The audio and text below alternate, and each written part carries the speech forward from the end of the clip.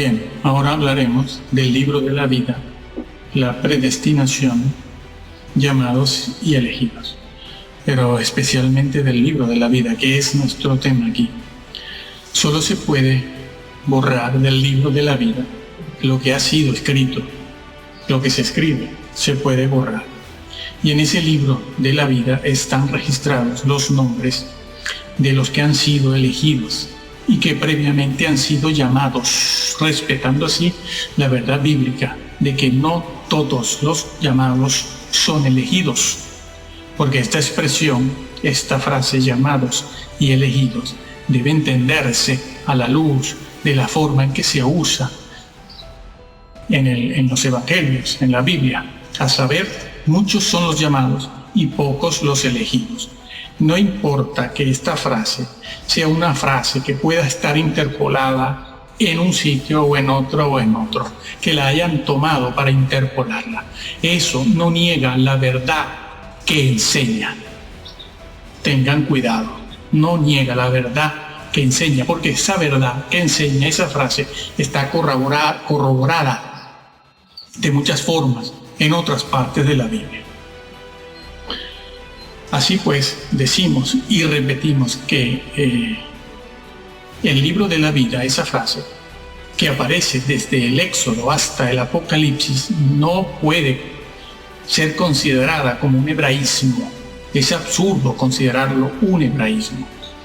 Pues bien, somos llamados para luego ser elegidos. Es decir, quienes respondan a esa llamada en obediencia, ese será elegido y predestinado, que ya lo ha sido desde antes de la fundación del mundo. No somos predestinados a ser salvos, sino, como dice Romanos 8, somos predestinados a transformarnos conforme a la imagen de Cristo, cosa que los cristianos hoy en día tenemos olvidado y despreciado, porque los que enseñan en los púlpitos y en las plataformas siempre nos dejan la impresión de que tenemos que ser salvos para escapar del infierno y portarnos bien. Sí, para escapar del infierno y portarnos bien. Cosa que, aunque es cierta, es solo el comienzo de la vida cristiana. Así pues, como lo dice el Antiguo Testamento, Yahvé elige al piadoso para sí. Elige al piadoso para sí. No quiere decir eso, que somos salvos por obras. No significa eso. Significa que Dios llama y la persona responde. Y si la persona responde, es una persona que vive en santa y piadosa manera de vivir. Es piadoso. Sí, es un santurrón, porque son los santurrones y los puritanos los que se salvan. Eso es lo que enseña la Biblia. Y entonces, de allí la frase usada por Yahvé, por Dios, que dice que Él elige al piadoso para sí, lo elige de entre los llamados. No significa salvación por obra, significa crecer en santidad, en obediencia. Y el mismo Señor lo enseñó con muchas otras frases, con muchas otras figuras literarias, ¿sí? Como cuando dijo al que venciere, yo no tengo que vencer porque ya yo soy predestinado y justificado. No, has de vencer. Saben ustedes que la salvación en la Biblia se presenta en 3 tiempos: pasado, presente y futuro. Fui salvo en el pasado, lo estoy siendo en el presente, pero he de alcanzar la salvación en el futuro. Sí, es que se utiliza también incluso esa frase, para que alcancéis, el que alcance, para que no dejen de alcanzar. Es así que tenemos que formular la doctrina y la teología, y no con nuestra boquita y nuestras palabras y pareceres y opiniones, porque muchos se están perdiendo por eso. Es lo que enseña la fraseología bíblica. Salvo en el presente, pero es de ser salvo en el futuro, como quien tiene una herencia. La herencia es tuya en este momento. Somos herederos de alguna hacienda, finca o granja. Sí, pero todavía no la he heredado. algún día la tendré que heredar. Será mía cuando la herede del todo, cuando llegue al final. Sí, todos somos llamados, y si todos los llamados cooperan con el suministro de la gracia divina, crecerán y madurarán en santidad y conocimiento de la persona del Hijo de Dios. Sin embargo, muchos de sus escogidos, después de recibir el perdón, la redención, la vida eterna, el Espíritu Santo, tal y como lo dice Hebreos 6, no están dispuestos a renunciar a todo. No están dispuestos a renunciar al mundo y a obedecer y cooperar con la gracia de Dios. Por lo tanto, cuando regrese el Señor, no estarán preparados y no entrarán en el reino milenial, ni pueden participar del premio, que es la vida eterna, porque la vida eterna se califica de premio. Sí, el vocablo premio en la Biblia se utiliza también para hablar de la mismísima vida eterna.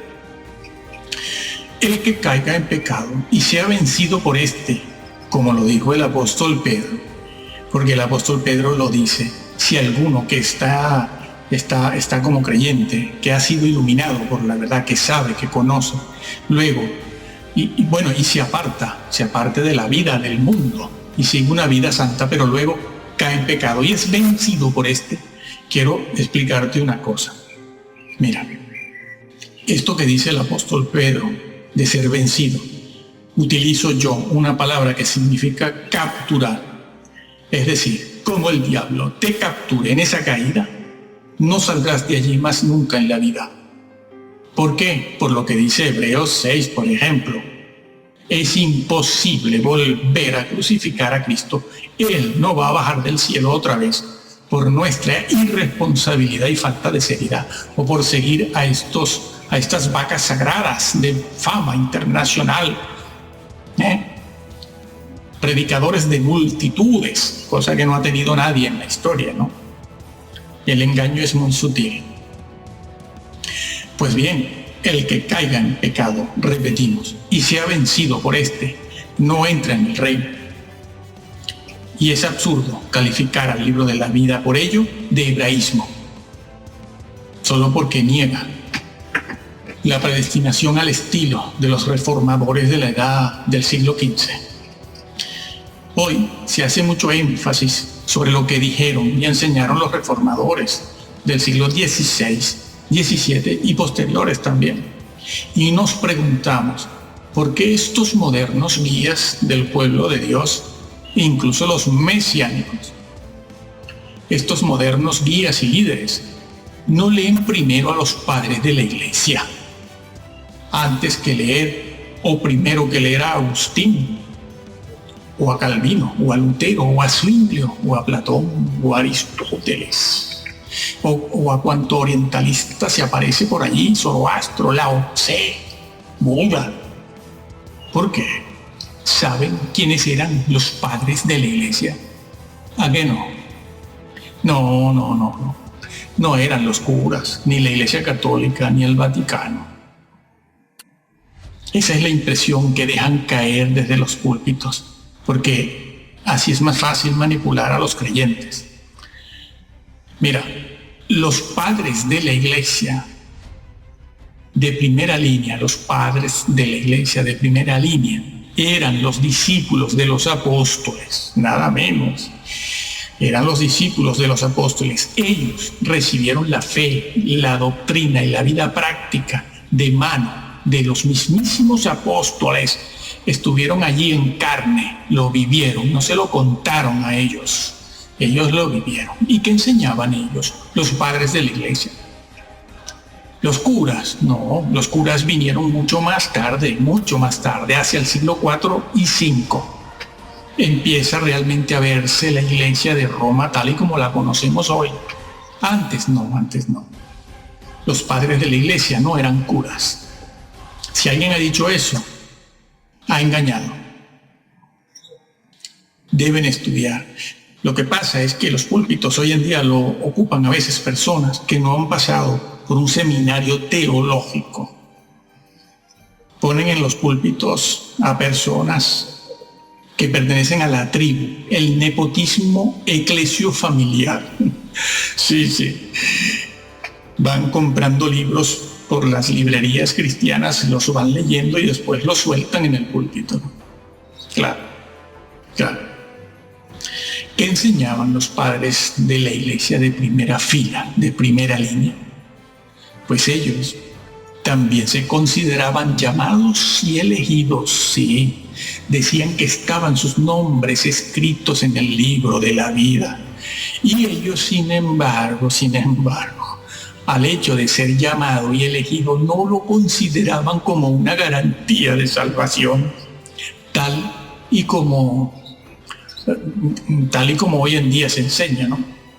Sino que ellos velaban y cuidaban su salvación. Sí, sí. Aquellos hombres, ¿cómo te los nombro? Clemente, Ignacio de Antioquía, Bernabé, Ambrosio, etcétera, etcétera, etcétera. Ellos velaban y cuidaban lo que el Señor les había dado en su gracia.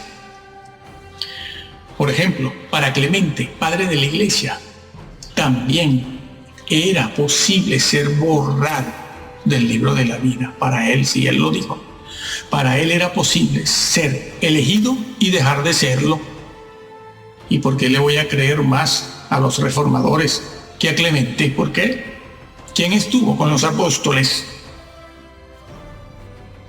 Ignacio de Antioquía pensaba él que se puede corromper la doctrina. Sí, y por lo tanto, si se corrompe la doctrina, se corrompe la fe de Dios, decía él lo decía.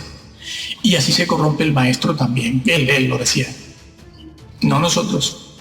Se corrompe el maestro y por lo tanto se termina perdiendo la salvación, se termina en condenación. Algo que también enseñó el apóstol Pablo en 2 de Timoteo 3. Ten cuidado de ti mismo y de la doctrina. Sí, pues haciendo esto te salvarás.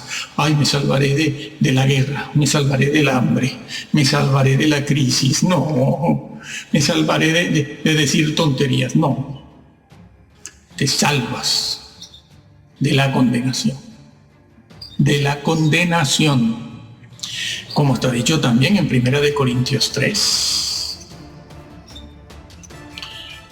Y en la epístola de Bernabé se dice que si por ser llamado uno se confía y se echa a dormir en las propias debilidades, eso que nosotros decimos es que yo soy débil, eso es condición humana, déjame robar un poquito. Sí, sí, él, Bernabé, repito, decía que si nos dormimos en nuestras debilidades, pecados y fantasías de almohada, y Satanás vuelve a tomar el control de la mente, el pensamiento y los hechos, la conducta, nos va alejando poco a poco del reino. Dice él que nos va empujando lejos del reino de Dios y su justicia, sin ni siquiera nosotros advertirlo ni percibirlo.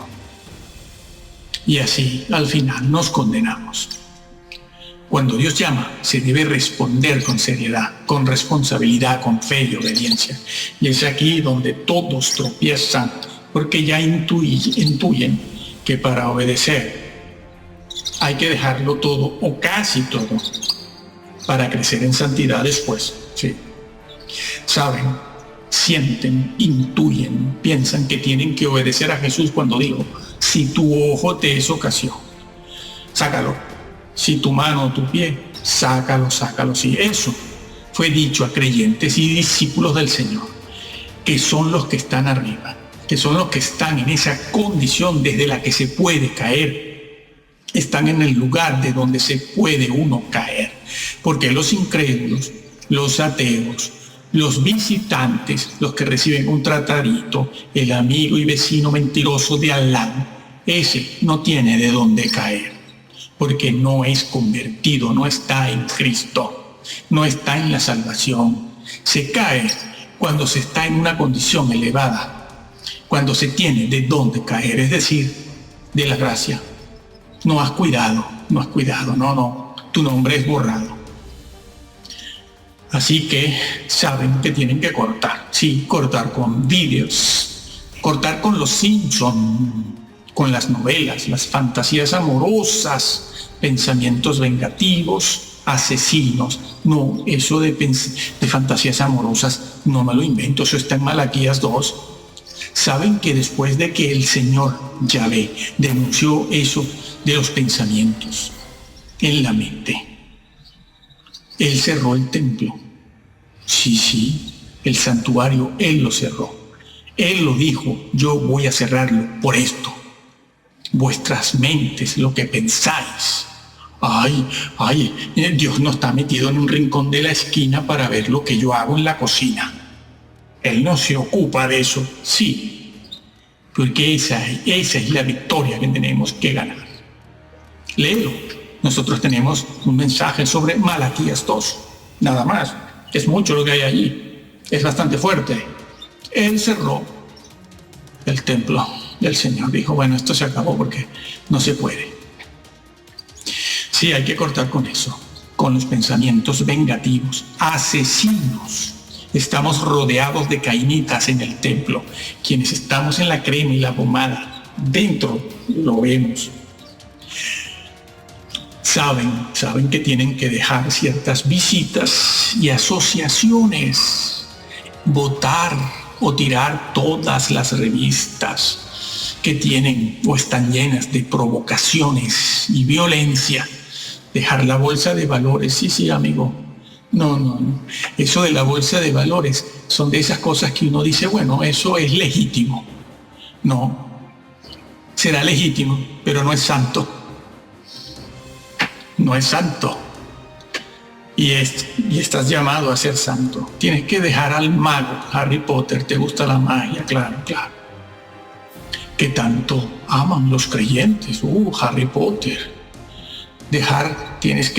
Tienen que cortar con las fiestas, celebraciones y las opíparas comidas. Sí. Dejar la ropa ajustadita, insinuante, provocadora, que es la llamada del sexo, en el propio templo, por los pasillos, a veces brindando, dando la Santa Cena o recogiendo los diezmos, amigo, bajo el beneplácito de cuanto pastor, obispo, cura o sacerdote anda por allí, sí. Y luego ellos mismos se lamentan, sí, del adulterio en el que ya llevan instalado a alguno de ellos, sí. Y es que saben que, como las mujeres se marchen de la iglesia porque tienen que ir en faldas largas a ver quién diezma. Son listos. En el Nuevo Testamento la elección se realiza en aquellos que hacen la voluntad del Padre y llevan fruto. Bueno, otra frase más usada por el Señor, llevan fruto. No, eso está escrito. Evangelio de Juan 15. El que en mí no lleve fruto es cortado y echado en las tinieblas de afuera. Esa frase, el que en mí, ¿qué significa? El que en mí no lleve fruto. Estos no pasan al milenio. El incrédulo, el visitante, el amigo del tratadito, el mentiroso amigo de la esquina, el compañero de trabajo o el ateo, no están en Cristo. La expresión en Cristo, como se usa en la Biblia, es una expresión, una frase con un profundo significado teológico. Resumiéndolo, significa estar en Cristo, estar en comunicación, que es una cosa, y en comunión, que es otra. Solo los convertidos están pegados a Cristo de tal manera que están en Cristo, claro, en comunión. El incrédulo, repetimos, el visitante, el amigo al que se le regala un tratado, a un ateo, no están en Cristo, porque esa frase en Cristo implica una pertenencia a Jesús. De hecho, la misma parábola con su figura lo indica, ¿no? Además, esta enseñanza también se corresponde con otra cosa que dijo Jesús para hablar de lo mismo. Lo dijo de otra forma, dijo, esforzaos por entrar. Sí, esforzado, agorizomai, agonía, una entrada agonizante. Esforzados por entrar, porque muchos procuran entrar y no lo logran. Los ateos, otra vez, los incrédulos, ateos, incrédulos, no se están esforzando por entrar, ni los visitantes, ni el amigo que recibe un tratadito que después lo bota a la basura, lo echa por la calle. Se esfuerza por entrar el que quiere hacerlo, porque ama también las cosas de Dios, pero también ama las cosas del mundo. El Señor también lo dijo de otra manera en la parábola de la semilla, Mateo 13. Sí. Se esfuerza por entrar, pero como ama al mundo, las cosas del mundo, la palabra no lleva fruto. Los incrédulos, los ateos, no se están esforzando nada por entrar. Son los llamados los que se esfuerzan por entrar y no lo logran porque no obedecen las normas, no van cortando con la cultura. Y la justicia de estos no es mayor que la de los fariseos, como también lo dijo Jesús en esa frase. Si vuestra justicia no fuere mayor, ¿se dan cuenta? Es que por todos lados el Señor lo advirtió. Tampoco nos debería parecer extraño que el Señor Jesús en Mateo 7 les haya dicho a quienes confiaban en entrar, daban por hecho que entraban, les dijo: apartaos de mí. Sí, ellos también querían entrar. Y no vean ustedes el currículum que ellos le presentan al Señor. Allí está resumido, claro. Señor, hemos profetizado, hemos evangelizado, hemos predicado, hemos hecho milagros, hemos exorcizado, hemos hecho el bien. Y todo bajo tu gracia, porque esas cosas no se pueden hacer si no está tu gracia con nosotros. ¿Qué currículum, amigo? A ver quién hace todo eso junto. ¿Y qué les dice el Señor? Apartaos de mí. Apartaos de mí, hacedores sin ley. Sin ley, sí. El vocablo griego utilizado allí es sin ley. En cualquier texto o manuscrito griego aparece sin ley. Claro que en algunos manuscritos griegos aparece la palabra injusticia, pero bueno, es lo mismo, ¿no? Injusticia, sin ley o contra la ley. Nosotros pensamos en hacedores de maldad. No, bueno, la gente mala, los ateos son malos. No. Está diciendo otra cosa. Sin ley. ¿Cuál ley? ¿Cuál ley? Lo que estaba diciendo el Señor en ese mismo mensaje cuando estaba hablando en Mateo 7. Y que estaba diciendo ¿de qué ley hablaba allí? El sermón del monte, que no es otra cosa que los 10 mandamientos explicados. La predestinación, pues, no es cerrada ni es exclusivista. Se ha de obedecer y conocer y hacer la voluntad de Dios registrada en el Sagrado Libro. Y de no ser así, no se entrará en el reino. Más bien, antes se entra en un estado de decadencia espiritual y moral imperceptible a lo largo de 50, 60 años. Por eso vemos muchas personas de cierta edad totalmente descarriadas, sin moral alguna. Pero una señora de 65, 70 años, toda su vida en una iglesia y de repente se pone una falda abierta hasta la cadera o una minifalda. ¿Qué pasó aquí? ¿Qué pasó aquí? ¿Esto qué es? En pleno templo. Dicen, cambió. No cambió solo. Es que nunca se acogió a las normas de Dios. Y ahora que la moda es esa, antes bien se acoge a esa moda. Venga. Nunca habían entendido el Evangelio. Si el nombre es borrado del libro de la vida, se entiende que es que ha sido escrito allí primero. Apréndase eso.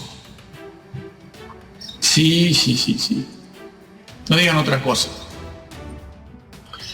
El libro de la vida es un concepto que se encuentra registrado en el texto bíblico de tapa a tapa, desde el Génesis hasta el Apocalipsis. En ese libro Dios tiene escrito los nombres de todos los hijos reales, verdaderos de Israel. El estar escrito en dicho libro, ellos creían con fe, no creer por creer, porque yo creo esto, no. La fe de ellos creía que el estar escrito en ese libro les daba el derecho a participar de la vida eterna y del reino mesiánico de justicia y paz y de la eternidad. Y que era borrado de ese libro significaba la exclusión del pueblo, de entre el pueblo de Dios y no mesiánico. Por ejemplo, Moisés estaba dispuesto a que su nombre fuera borrado del libro de la vida si con eso se pudiera salvar al pueblo de Israel de las consecuencias de sus pecados. Moisés. También el salmista esperaba que los malvados fueran borrados del libro de los vivientes. Los malvados, claro que un día no lo eran, pero se convirtieron, como dicen los padres de la iglesia, que lo aprendieron de los apóstoles, que hacia el final de la historia, justo antes de la segunda venida de Jesús, de Cristo, las ovejas se convertirían en lobos. Lo estamos viendo. Bueno, el salmista decía lo mismo. Decía, yo espero que los malvados, los que se han convertido en personas malvadas, sean borrados del libro de los vivientes, del libro de la vida. También Daniel decía que cuando llegue el juicio final, los que estén escritos en el libro de la vida sean liberados. Y los colaboradores del apóstol Pablo, se dice que están escritos sus nombres en el libro de la vida. Cuánta insistencia, ¿no? Cuánta insistencia. Jesús se los dijo a sus discípulos cuando regresaron de aquella misión a la que fueron a predicar, cuando el Señor veía a Satanás caer como un rayo desde el cielo. Pero estaban todos muy contentos, ¿no? Con el poder que tenían, ¿no? Se nos sujetan los demonios, se nos sujetan, nos obedecen. Sí, lo mismo que aquellos que sacando currículum en el juicio, ¿no? En tu nombre hemos hecho esto y aquello y lo otro. Sí, lo cual era verdad, ¿eh? Bueno, pero el Señor a los discípulos en aquella ocasión les dijo, están muy contentos, ¿no? Con el poder, sacando demonios. Alégrense más bien, de que sus nombres están escritos en el libro de la vida. Eso incluía a Judas. El que no esté escrito en el libro será arrojado además al lago de fuego. Sí, hay quienes piensan que aunque no estén escritos porque se han borrado sus nombres, después tendrán una segunda oportunidad. Hombre, ya nos gustaría que fuera así, ¿no? Pero resulta que el mismo libro de Apocalipsis también dice que aquellos cuyos nombres sean borrados son echados después en el lago de fuego. Apocalipsis 20 y Apocalipsis 21. Pues bien, Jesucristo confesará sus nombres ante su Padre y sus ángeles. Sí, los confesará. Estimado hermano, lo vamos a dejar aquí. Es nuestro deseo que tú leas la Biblia. Cuanto más sea mejor. Nada nuevo es bueno. Todo lo antiguo. Ya la misma Biblia dice eso. Preguntad por las sendas antiguas. Busca una Biblia que sea de confianza. Puedes leer otras también para aprender a entender lo que hay en el texto bíblico. Puedes leer muchas, pero ten una que sea de tu confianza y créela tal y como te la encuentras, No importa si alguna vaca sagrada por ahí, de esas famosas que arrastran multitudes de fama internacional, dice lo contrario. Tú cree lo que está escrito, porque el Señor lo dijo, por tus palabras serás justificado y por tus palabras serás condenado. Esa frase que está en Mateo, tus palabras, en la mentalidad judía, cuando se decía eso, se pensaba en todo el consejo de Dios, es decir, por tu doctrina, por las cosas que tú crees de la doctrina de Dios, por tus palabras serás justificado y por tus palabras serás condenado. No está refiriéndose a si yo digo una grosería, una palabra obscena, grosera, por lo cual vamos a ser juzgados también, claro, pero el Señor allí no se está refiriendo a eso. Eso, se está refiriendo a la doctrina. Así que si alguna vaca sagrada dice algo contrario a lo que tú lees de manera directa y evidente, sigue lo que dice el Señor, no lo que dicen los modernos predicadores de multitudes, porque ellos tienen sus intereses y ellos procuran mantener lo que hoy se llama el crédito ministerial. Yo tengo crédito, fama, tengo prestigio. ¿Lo entiendes? Eso no existía en siglos pasados.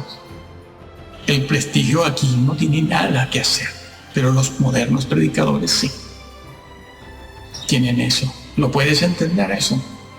Pues cuídate de eso, porque hay muchos maestros que edifican con madera, heno y hojarasca, y otros edifican de tal manera y con tal doctrina que destruyen tu salvación. Que el Señor te bendiga.